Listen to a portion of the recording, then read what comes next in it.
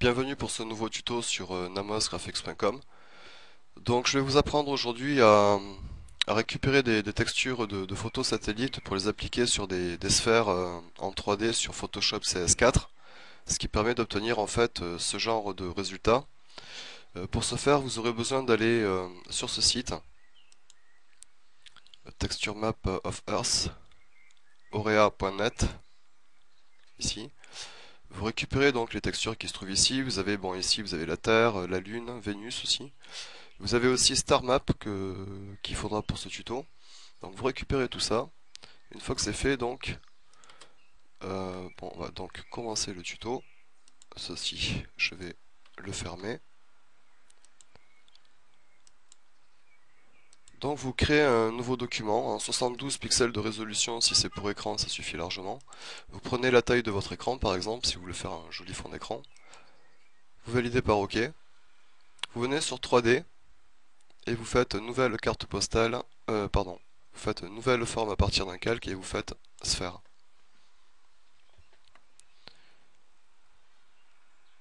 On va passer ici le mode.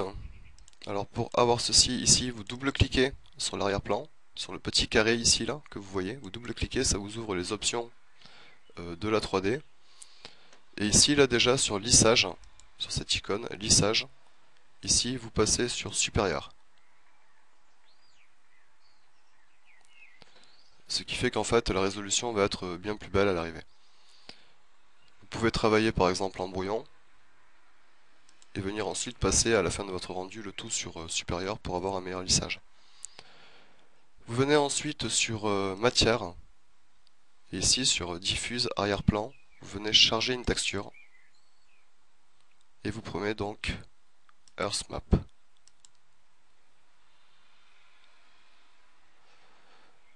Ici la couleur là dans diffuse, vous la passez sur le blanc, vous faites OK.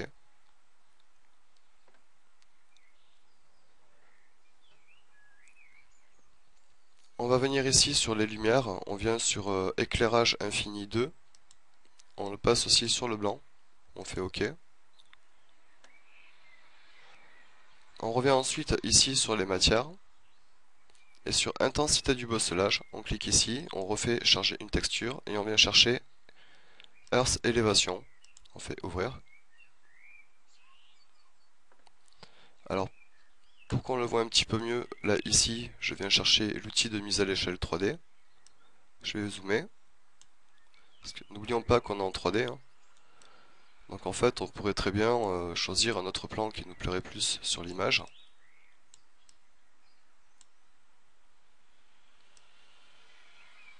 Comme par exemple l'Amérique du Sud, c'est à vous de choisir ce qui vous plaît.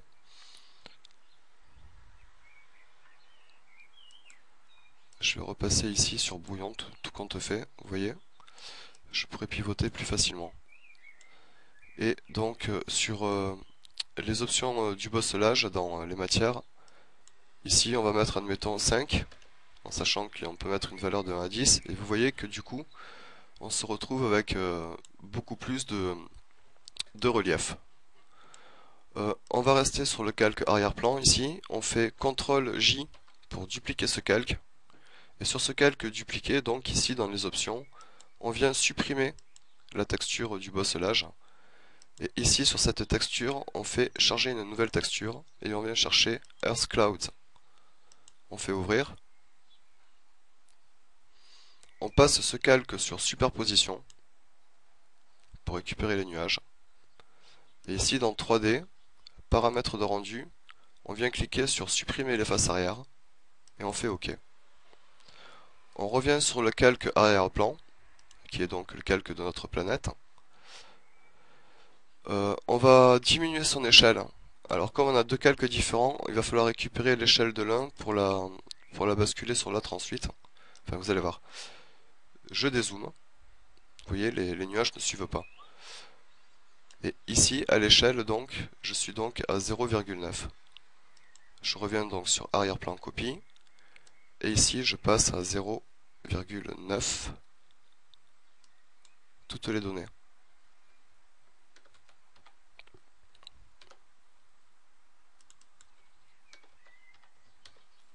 Pour récupérer la proportion. Une fois que ceci est fait, on va revenir ici sur l'arrière-plan. On double-clique sur le calque de l'arrière-plan pour ouvrir la palette des styles de calque. Et on vient sur ombre interne. Vous choisissez ici l'angle que vous désirez. Vous augmentez la taille, la distance, le maigri. Si tout ça ne suffit pas, vous pouvez déplacer à l'aide de la flèche en cliquant dans l'image pour déplacer l'ombre et la mettre ainsi où bon vous semble. Admettons comme ceci. Je viens placer aussi une lueur interne. Ici dans les couleurs, je viens prendre un bleu comme ceci à peu près. Admettons. Je fais OK pour valider. Je vais augmenter sa taille comme ceci. Alors je vais mettre un fond noir, OK. Je vais mettre un fond noir, donc je crée un nouveau calque. Je le prends, je le fais glisser et je le passe en dessous du calque arrière-plan. Je prends l'outil pot de peinture, je m'assure d'avoir le noir et le blanc comme couleur par défaut. Si c'est pas le cas, j'appuie sur la touche D pour réinitialiser les couleurs. Et ici, je choisis donc le noir et je peins mon calque 1 en noir. Je vais même en fait plutôt créer un nouveau calque. Je vais faire fichier, importer. Je vais prendre Star Map, que l'on a trouvé aussi sur le même site. Je fais entrée pour valider l'importation. Et là, je viens sur 3D et je fais nouveau calque d'après nouvelle carte postale 3D à partir d'un calque, pardon. Maintenant, ici, je viens sur l'outil de mise à l'échelle. Je clique, je maintiens appuyé et je fais glisser vers l'avant pour zoomer en fait l'arrière-plan. Je vais créer un nouveau calque. J'appuie sur Alt que je maintiens appuyé et j'appuie sur supprimer pour peindre celui-ci en noir. Je fais filtre, rendu, halo. Je fais un halo de 56% en objectif 105 mm normal. OK. Pareil, donc là je fais 3D, nouvelle carte postale. Je le zoome comme bon me semble. Je peux aussi, à l'aide de l'outil panoramique, le faire glisser pour le placer comme je désire. Admettons comme ceci. Je passe ce calque ensuite sur superposition, de façon à faire ressortir notre arrière-plan derrière. Je vais créer un masque de fusion. Je viens chercher l'outil pinceau. Je fais un clic droit pour définir la taille de mon pinceau.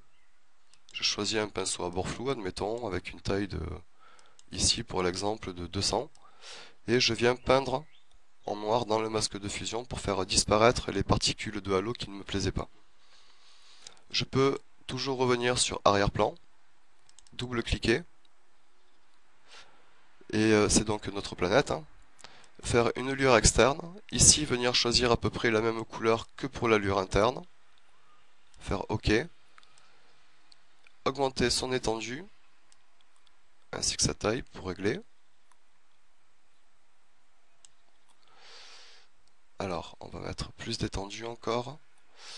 On va peut-être augmenter le grossi, la taille et baisser l'opacité. Comme ceci. OK. Je vais me mettre à 100%.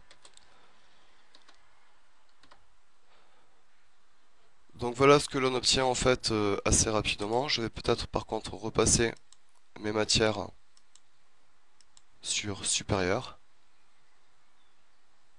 Je vais vérifier aussi pour les nuages.